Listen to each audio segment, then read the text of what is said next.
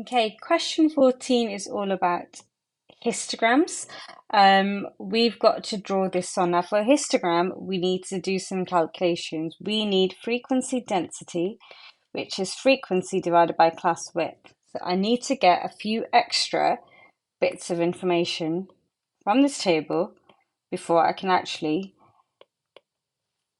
draw my histogram. So the first thing I'll do is put some extra columns in. Class width is just how wide your bar is going to be. So my first bar would be from 50 to 70, that's 20.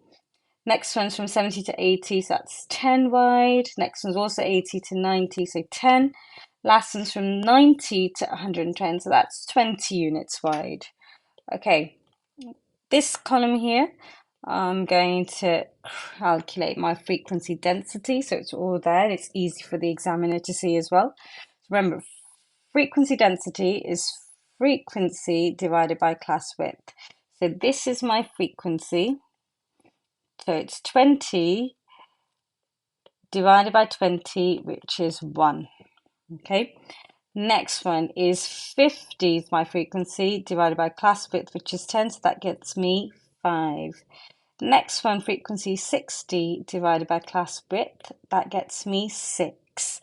Final one is 30 divided by 20. What is that now? That gets me 3 over 2. If I were to simplify, 3 over 2 is 1.5. Okay, right. Those are my frequency densities. That's what I'm going to use when I'm plotting my, or drawing my histogram rather. First thing I need to do is sort out the axes. So my frequency density, I need it to make sure it goes up to 6. So let's have a look. I've got 1, 2, 3, 4, 5, 6, 7, 8, 9, 10, 11, 12, 13, 14 bars. So it's quite a lot of space. I'm going to split it out. That can be 1, this is 2, this is 3, this is 4, this is 5, and that is 6, and then that would be 7. Okay, don't need to worry about the x-axis because I've already shown that for me. Okay, I'll get my ruler out just to make it nice.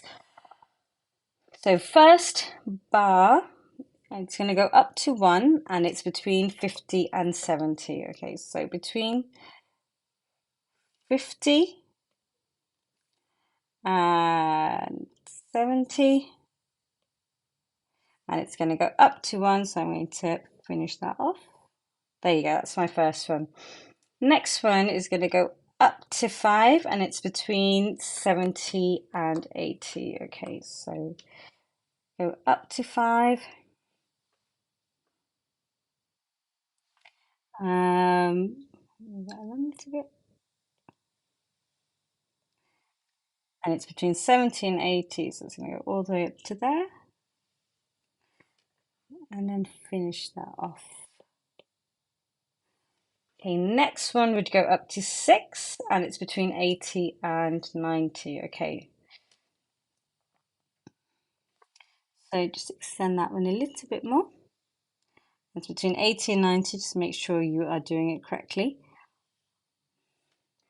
Turn it around, finish off the drawing. And what's the last one? That's 1.5, and it's between 90 and 110. So 1.5, that's there. 90 and 110, which I believe goes to there.